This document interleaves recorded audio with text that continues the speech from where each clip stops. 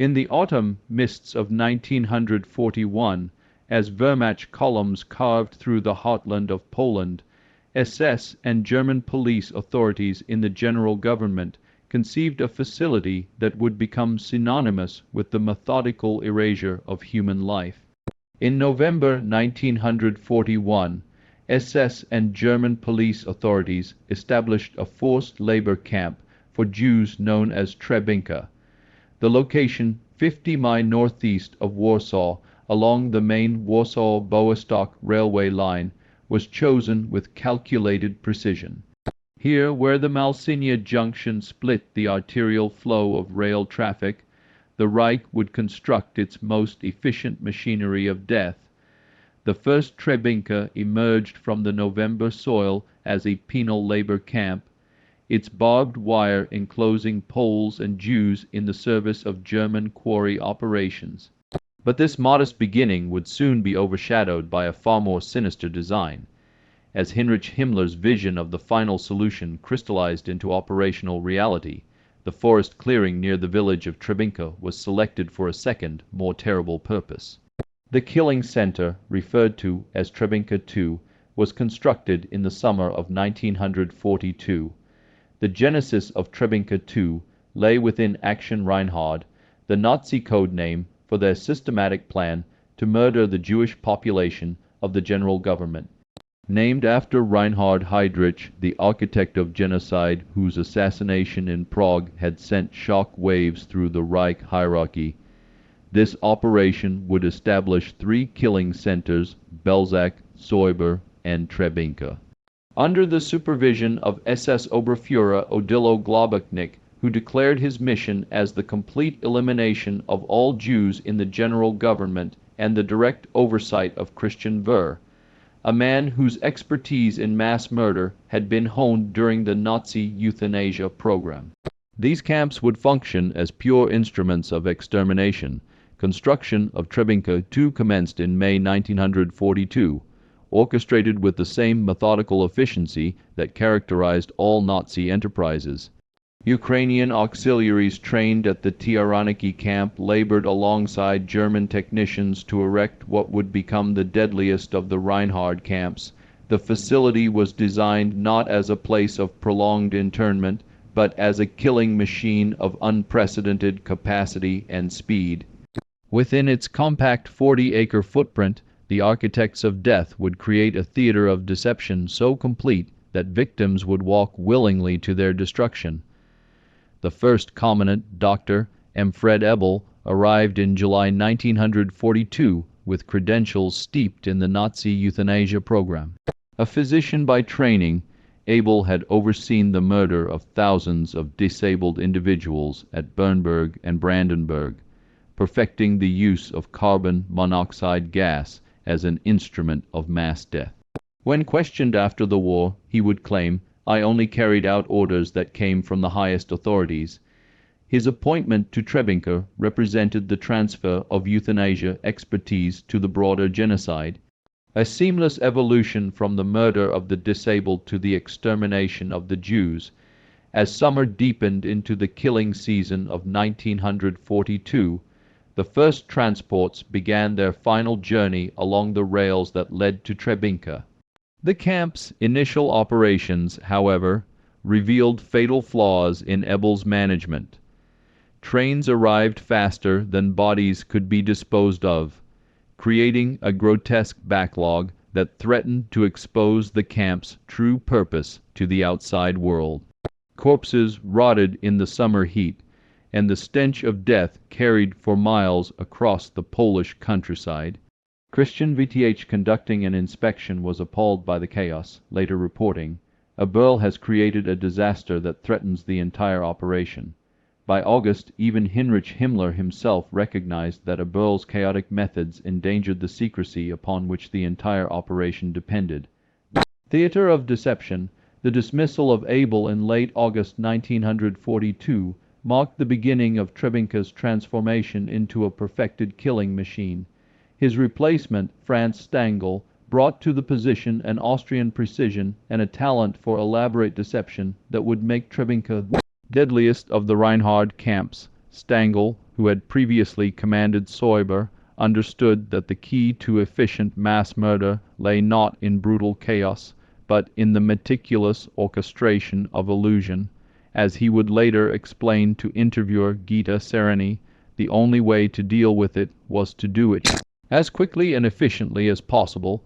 Under Stangl's direction, Treblinka too was reimagined as an elaborate theatrical production, with every element designed to maintain the fiction that the arriving passengers were merely in transit to labor camps in the East.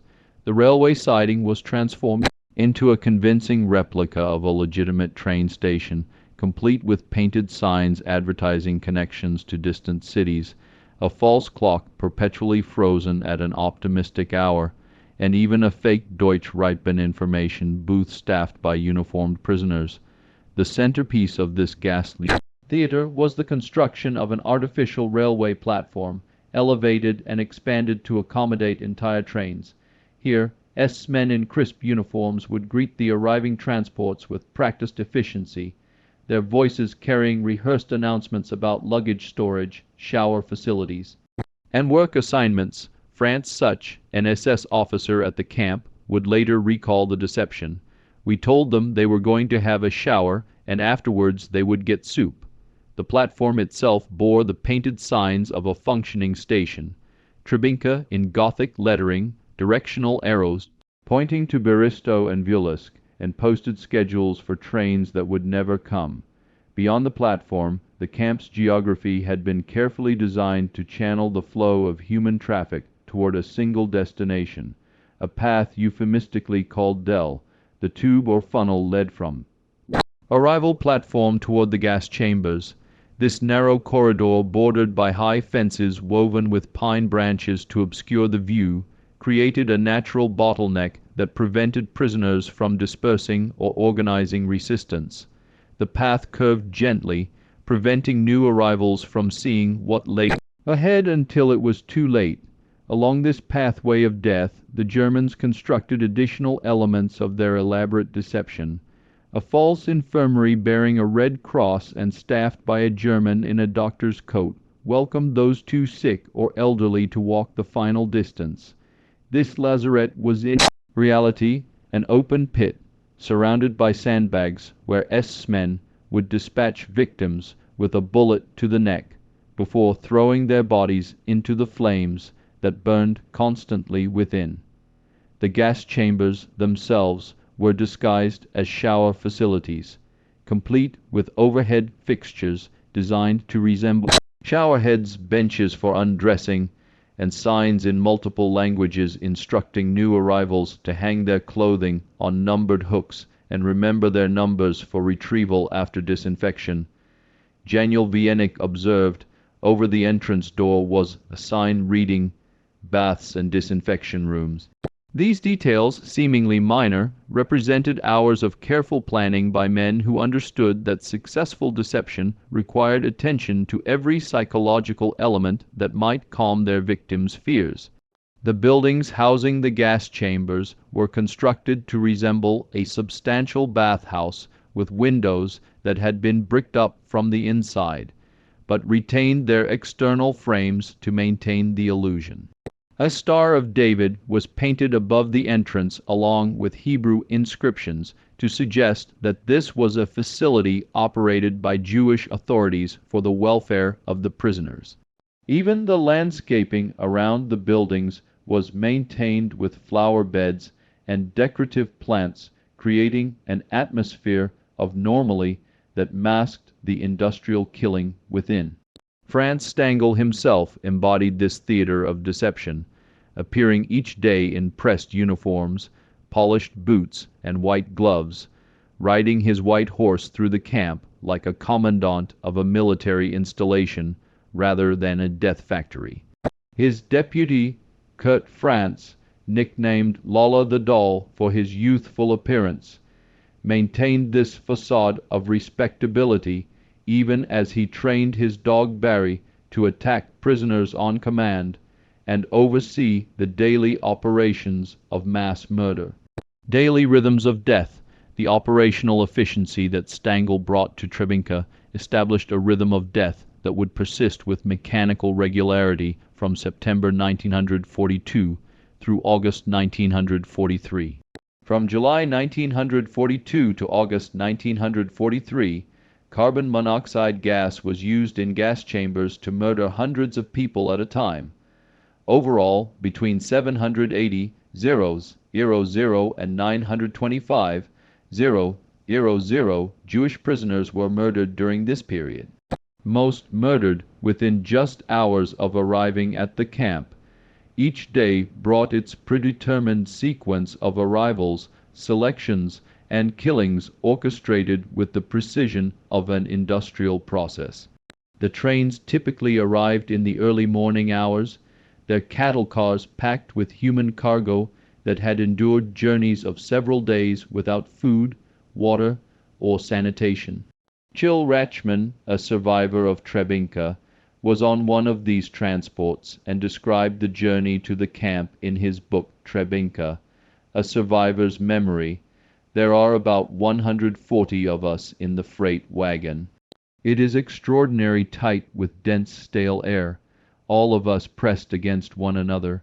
The journey itself had been designed as an element of the killing process, weakening victims physically and psychologically before their arrival at the camp. Upon arrival at the false station platform, the SS would begin their practiced performance of deception. Uniformed guards would shout instructions in German and broken Polish, directing the new arrivals to disembark quickly and form orderly lines. Samuel Willenberg recalled the arrival process. The SS-men were shouting, "Everyone out! Leave your luggage on the platform. You will get it back after the shower." The elderly and infirm were immediately separated and directed toward the false infirmary, where they would be killed with pistol shots before their bodies were thrown into the constantly burning pits. The remaining prisoners were herded into the reception area, where they were ordered to undress completely, ostensibly for showers and dousing. Their clothing and belongings were quickly sorted by teams of Jewish prisoners who had been kept alive specifically for this purpose. These S-commandos, as they were known, worked under the constant threat of death, knowing that their survival depended on their efficiency in processing the possessions of the murdered. The German guards maintained their deception even as they drove the naked prisoners along the Chil toward the gas chambers. They would shout encouragements about the importance of cleanliness, the need to work hard in the labor camps, and the temporary nature of their separation from family members. Some guards even distributed pieces of soap and small towels to maintain the illusion of a bathing facility.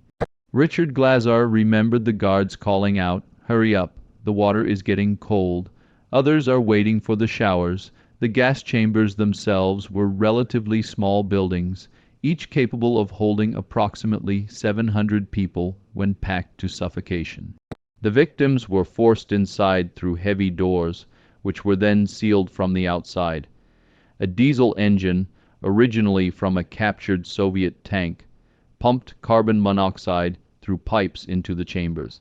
Death typically occurred within 30 to 40 minutes, though the agonized screams of the dying could be heard across the camp for the duration of the process. Jankiel wrote between 10,000 and 12,000 people were gassed each day. Wiernik also wrote, "The number of transports grew daily, and there were periods when as many as 30,000 people were gassed in one day. These staggering numbers reflect the industrial scale of the killing process during peak periods of operation." Wien further observed, the screaming of the victims could be heard from a great distance, and it would continue for about 15 minutes. After the gas had completed its work, another team of S-commandos would be forced to enter the chambers to remove the bodies. These men, working naked to prevent the concealment of valuables, would drag the corpses from the chambers and search them for hidden jewelry, gold teeth, and other items of value. The systematic extraction of wealth from the dead represented another layer of the Nazi exploitation, ensuring that even in death their victims would served the economic interests of the Reich. The bodies were initially buried in enormous pits dug by mechanical excavators and prisoner labor. However, as the scale of killing intensified and concerns about groundwater contamination and discovery arose, the Germans ordered the exhumation and burning of all corpses. This transition from burial to cremation marked a new phase in the camp's operations as massive piers were constructed from railroad ties and fueled by the bodies themselves. The commanders of death, the SS officers who administered Treblinka, represented a cross-section of Nazi bureaucratic efficiency and pathological cruelty, men who had transformed the act of mass murder into a professional career. At their head stood Franz Stangl, whose background as a police superintendent in Austria had prepared him well for the administrative challenges of genocide. When later questioned about his role, Stangl would coldly state, "My conscience is clear. I was simply doing my duty." Stangl's approach to command was characterized by an obsessive attention to detail and a commitment to maintaining the elaborate deceptions that made Treblinka so deadly. Stangl's daily routine reflected his commitment to the theater of normally. Each morning he would appear in his meticulously pressed uniform, complete with peaked cap and white gloves, to survey his domain from the back of his white horse. This display of military bearing served multiple purposes. It reinforced the illusion of Treblinka as a legitimate transit facility for any outside observers, maintained discipline among his subordinates, and provided a psychological distance from the reality of mass murder that allowed him to function with bureaucratic efficiency. His deputy, Kurt Franz, brought a different but equally sinister energy to the camp's operations. Franz combined sadistic cruelty with administrative competence. Franz would later boast, "I was always a good soldier, and I always did my duty." He was responsible for training the camp's most notorious four-legged enforcer, a dog named Barry, who had been conditioned to attack prisoners on command, particularly targeting their genitals. Franz's innovation in using animal terror as a control mechanism reflected the systematic dehumanization that characterized every aspect of Treblinka's operations. The organizational structure beneath Stangl and Franz included a cadre of SS officers, each responsible for specific aspects of the killing process. Heinrich Mattis oversaw the gas chambers themselves, ensuring that the mechanical systems functioned efficiently and that the Sonderkommandos maintained the necessary pace of body removal. His expertise in the technical aspects of mass murder had been developed through previous service in the euthanasia program, where he had learned to view killing as a problem of engineering rather than morality. Willy Menz commanded the extermination area, the section of the camp where the gas chambers and burning pits were located. When questioned after the war, Menz would claim, "We were told that the Jews were enemies of the German people and had to be destroyed." This position required not only administrative skills, but also the psychological capacity to oversee the daily murder of thousands of people without apparent emotional disturbance. Treating mass murder as a logistics problem to be optimized, the camp's German staff was supplemented by Ukrainian auxiliaries, men who had been recruited from prisoner-of-war camps and trained at Treblinka to serve as guards and executioners. These Treblinka men, as they were known, formed the backbone of the camp's daily operations, manning the guard towers, hurrying prisoners along the Chil, and operating the diesel engines that pumped carbon monoxide into the gas chambers. Among these auxiliaries, certain individuals achieved particular notoriety for their cruelty. Even Marenko, known to prisoners as Ivan the Terrible, operated the diesel engine that supplied gas to the chambers with evident sadistic pleasure. Survivors later described his habit of prolonging the killing process, allowing the engine to run irregularly to extend the agony of those trapped inside.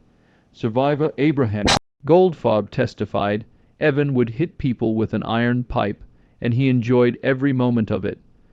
His counterpart Nikolai Chalet was remembered for his use of a sword to mutilate prisoners, often cutting off ears and noses as a form of entertainment. The psychological dynamics among this group of perpetrators reflected the broader patterns of Nazi genocide.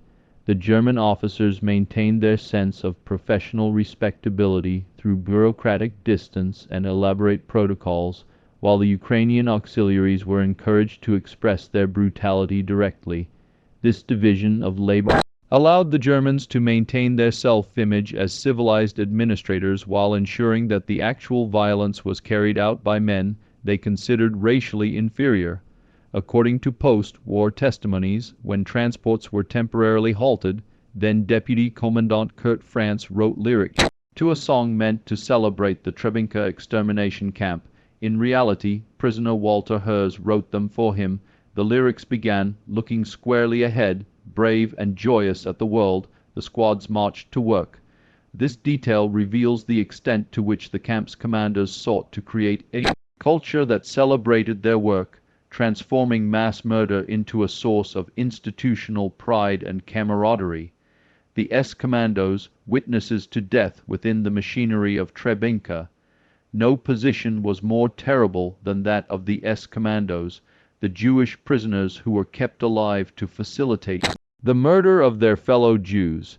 These men existed in a liminal space between life and death, their survival contingent on their willingness and ability to participate in the processing of corpses and the extraction of valuables from the dead. Their testimonies, preserved through the accounts of survivors and escapees, provide the most detailed and harrowing descriptions of the camp's daily operations.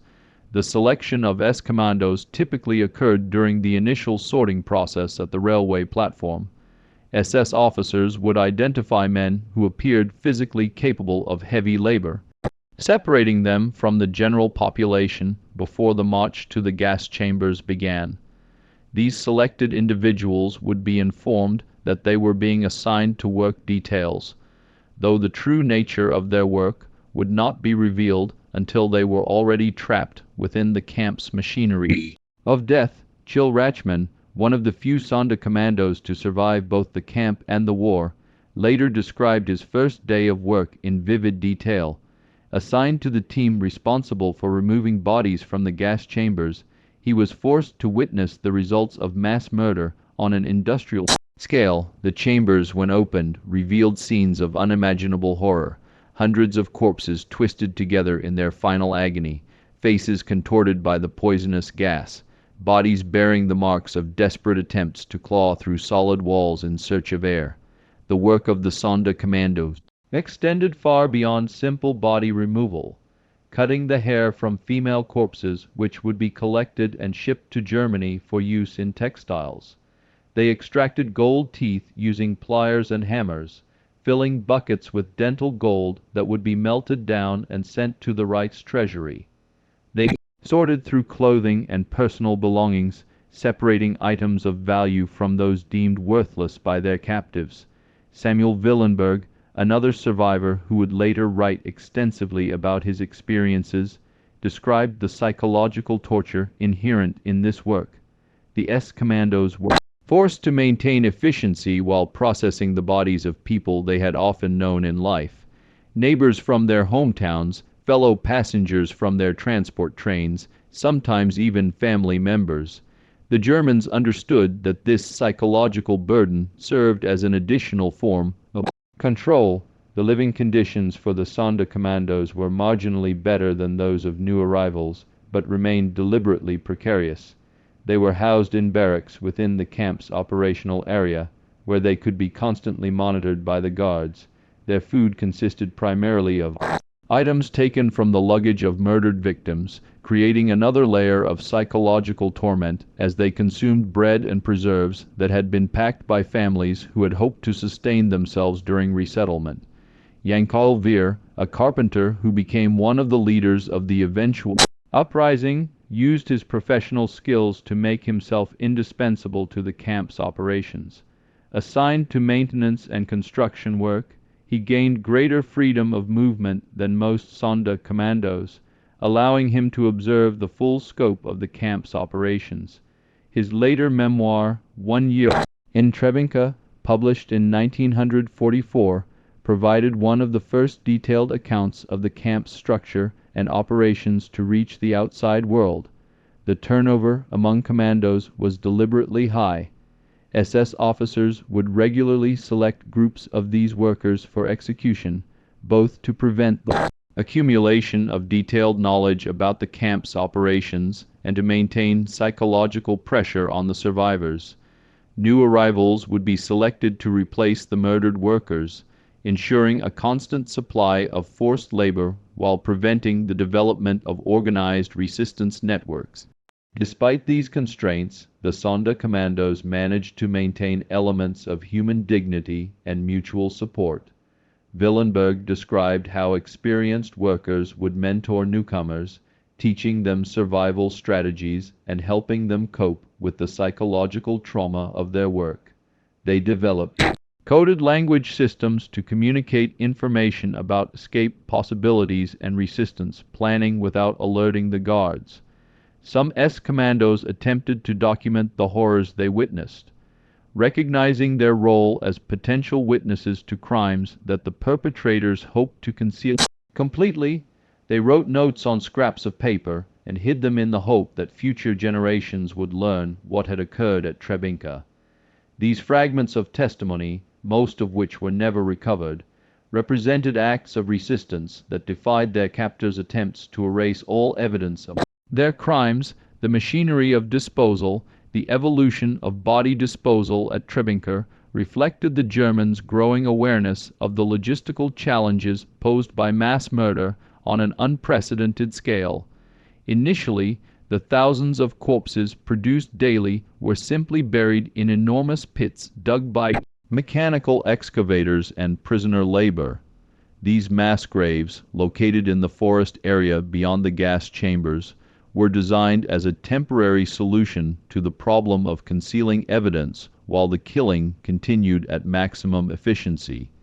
However, by early 1943, several factors converged to force a fundamental change in disposal methods.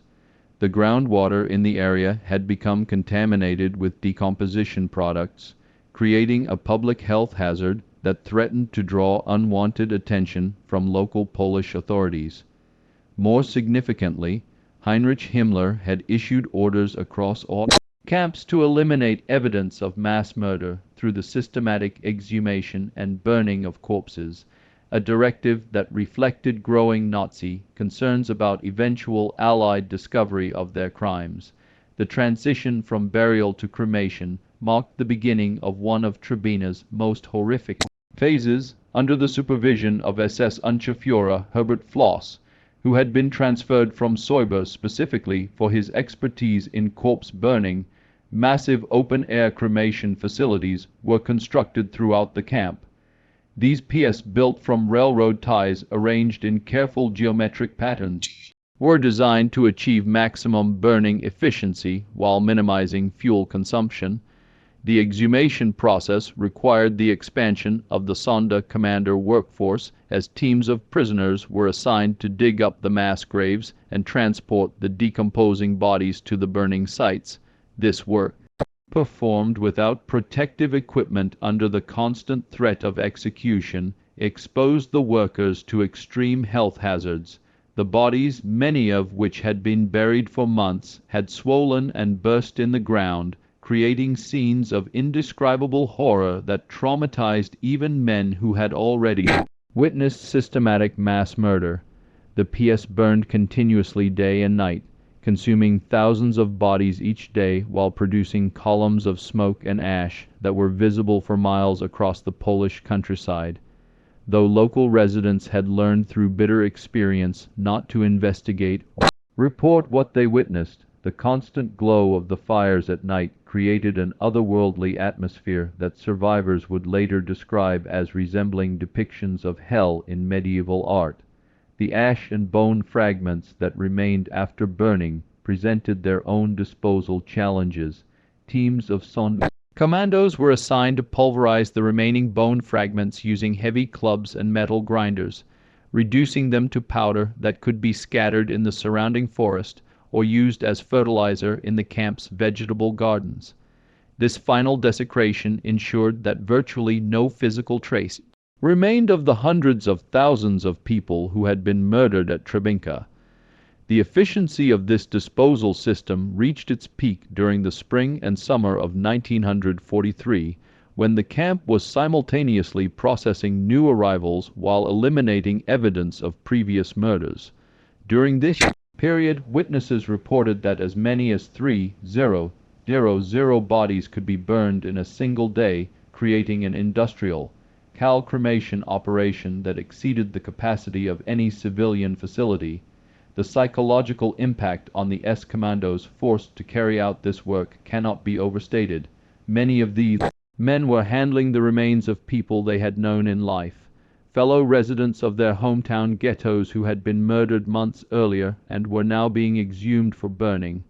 The work required them to confront the ultimate fate that awaited them, as they knew that their own knowledge of the disposal process made them particularly dangerous witnesses who would eventually be eliminated. The revolt. By the summer of 1943, the Sonderkommandos at Treblinka had reached a collective understanding that their own deaths were inevitable, whether through exhaustion, selection for execution, or the eventual closure of the camp. This recognition, combined with growing awareness that the tide of war was turning against Germany, catalyzed the planning of an armed uprising that would become one of the most significant acts of resistance in the history of the Holocaust. The revolt's conception emerged from the leadership of several key figures among the prisoners, men whose positions within the camp's hierarchy provided them with both access to information and freedom of movement necessary for conspiracy. Jankiel, whose carpentry work took him throughout the facility, served as a crucial intelligence gatherer, mapping the camp's layout and identifying vulnerabilities in its security systems. Dr. Julian Chinjitsky, a Warsaw physician who served as the camp's medical officer, used his privileged position to establish contact networks among the various work details. Planning for the uprising required months of careful preparation conducted under the constant threat of discovery and execution. The conspirators had to identify potential weapons, map escape routes, and coordinate timing among prisoners spread across different areas of the camp. The conspirators developed a sophisticated system for stealing and manufacturing arms, including the forging of keys to access German supply areas where pistols and rifles were stored. On the 2nd of August 1943, an armed uprising organized by prisoners broke out in the camp. Out of 840 people, only about 200 managed to escape. Not more than 100 survived the war. The timing of the revolt was triggered by intelligence that the camp was being prepared for closure and that all remaining prisoners would soon be executed to eliminate witnesses. The uprising began in the early afternoon when the conspirators gained access to the German armory and distributed weapons among the participants. The initial phase involved coordinated attacks on guard positions and attempts to cut the barbed wire surrounding the camp. The sound of gunfire and explosions quickly spread panic throughout the facility as prisoners who had not been informed of the plot began to realize what was occurring. Samuel Willenberg, who participated in the revolt, later described the chaotic intensity of the escape attempt. Armed prisoners engaged in firefights with German and Ukrainian guards, while others attempted to reach the perimeter fences. The camp's layout, with its narrow corridors and multiple barriers, initially hindered the escape attempts, but also prevented the guards from effectively coordinating their response. A group of armed Jews attacked along the way. Partisans of the Army Krajowa transported some of the surviving escapes across the river, and others, like Sperling, ran 30 km and were then helped and fed by Polish villagers. The assistance provided by Polish partisans and civilians proved crucial to the survival of many escapees.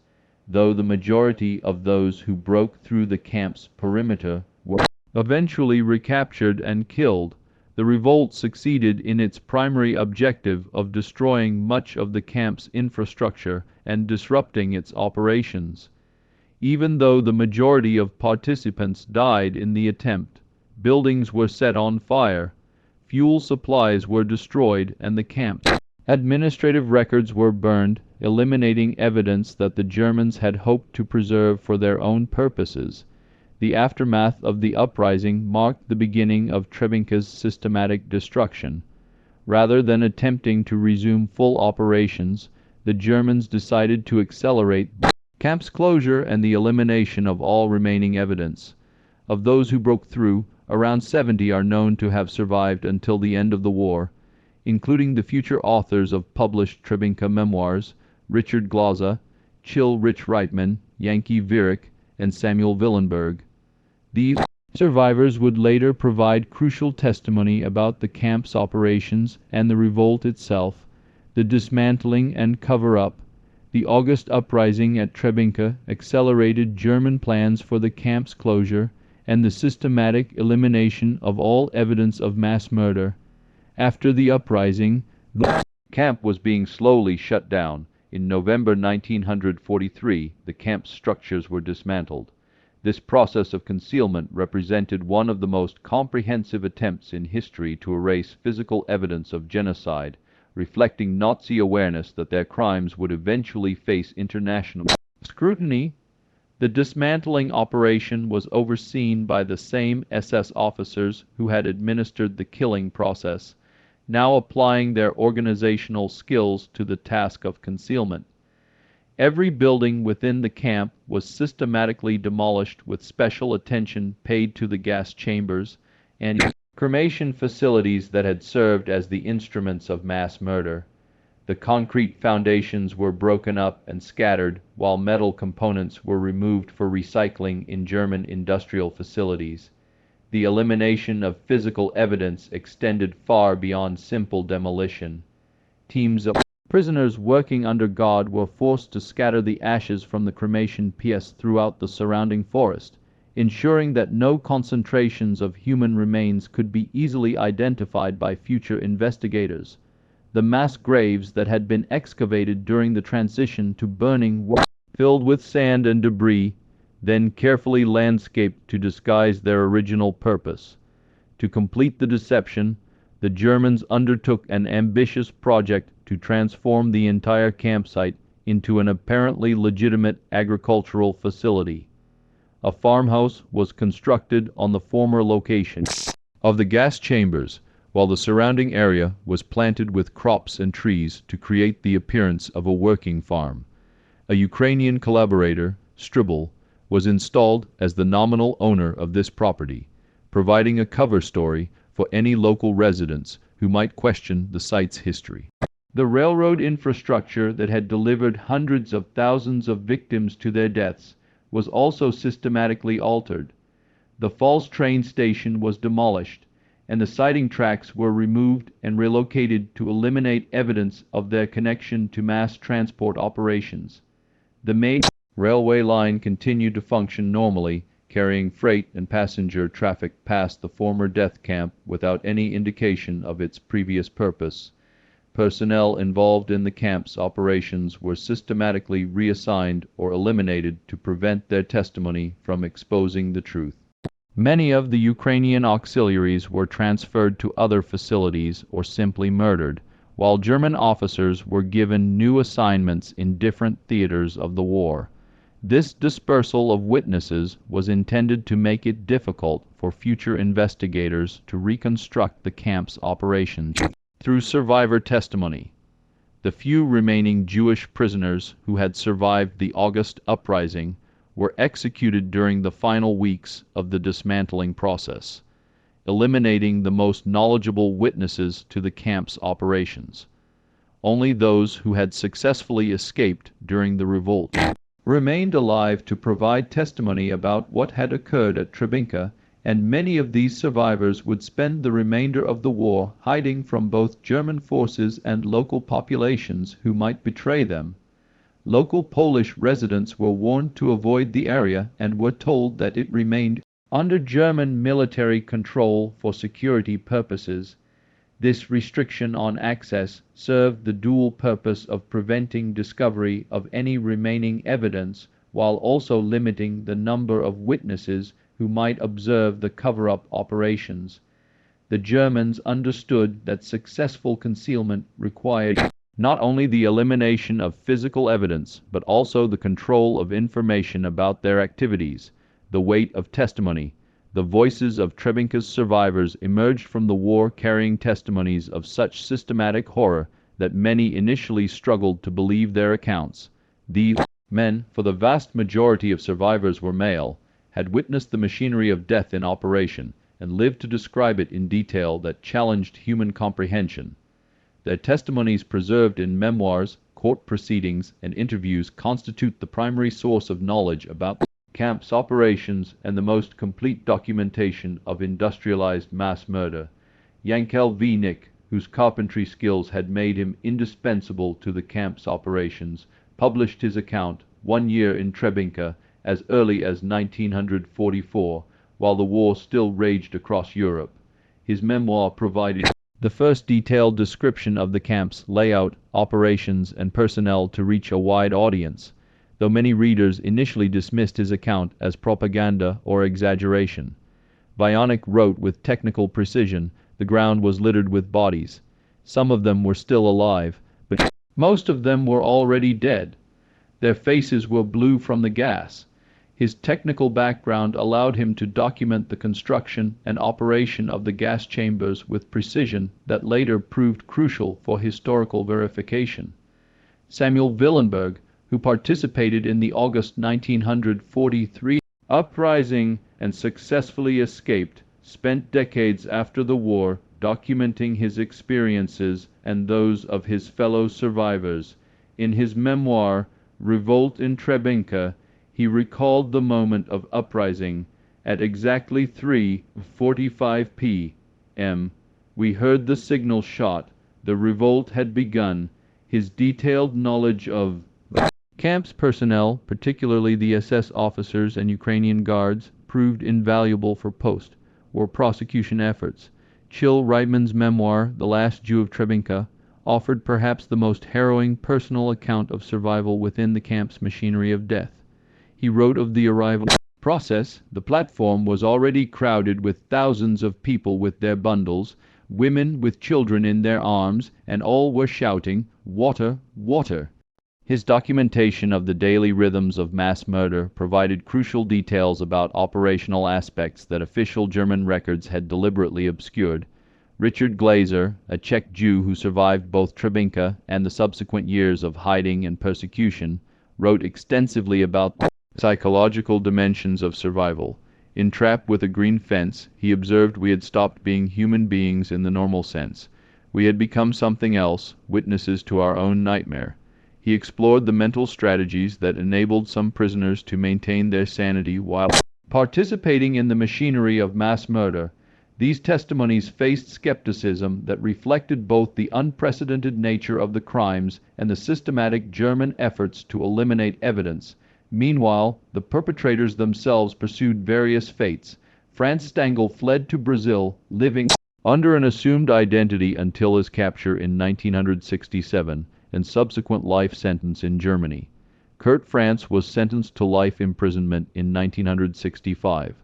Many Ukrainian guards melted back into civilian life, their crimes undetected for decades. Others, like Christian V., died during the war, escaping earthly justice entirely.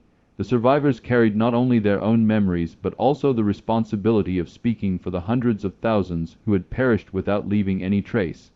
Common Tigman, who testified at the Eichmann trial in Israel, described the weight of this obligation to ensure that the dead were not forgotten and that the world understood the full scope of what had occurred.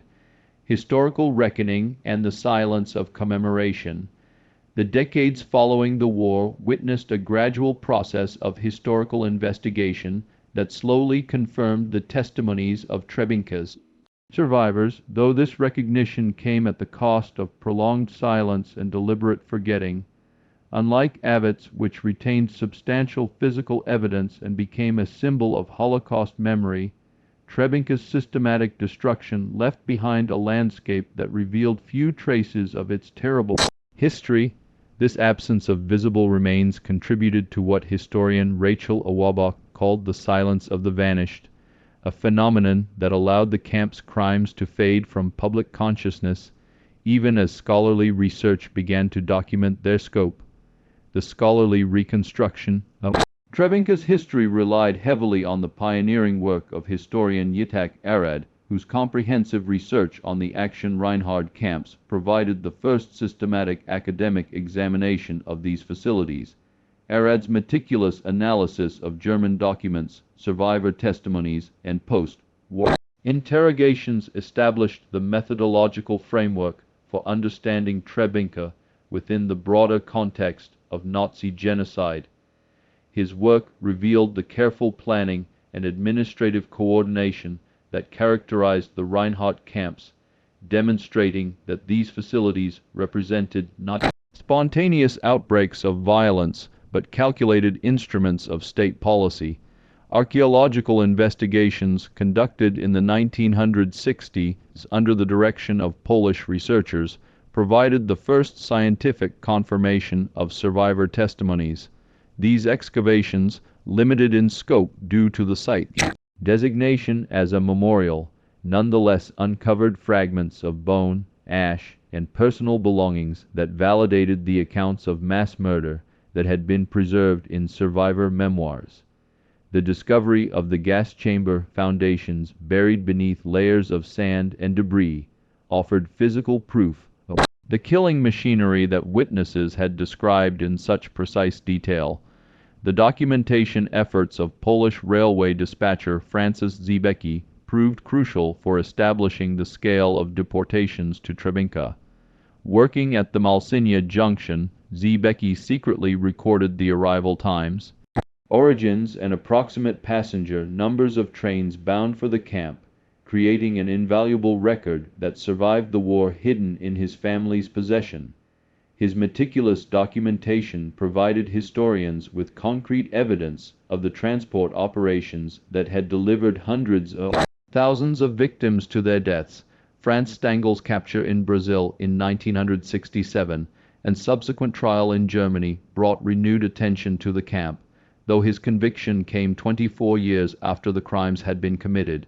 During his trial, Stangl maintained that he had merely administered a facility whose purpose was determined by others, reflecting the broader patterns of denial and minimization that characterized many war crimes proceedings.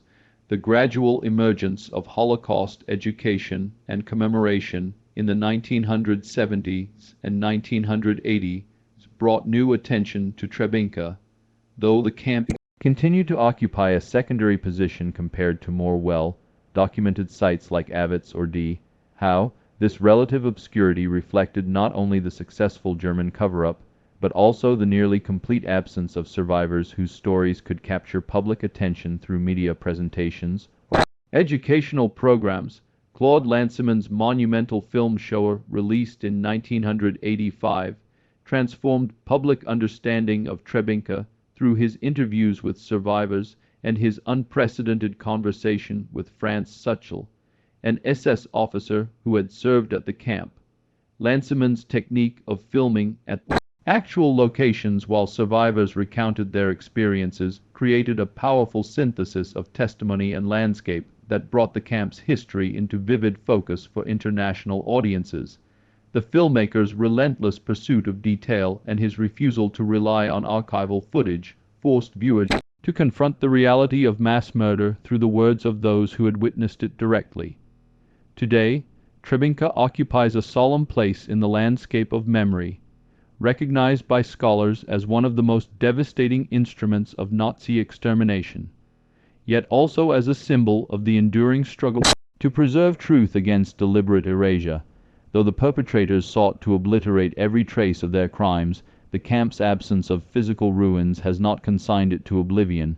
Instead, the testimonies of survivors and the dedication of those who study and remember ensure that Treblinka continues to speak not through monuments of stone, but through the living act of remembrance. In honoring those who perished, we affirm that the attempt to erase them did not succeed. Their memory endures in the stories carried forward, in the scholarship that preserves the facts, and in conscience of humanity.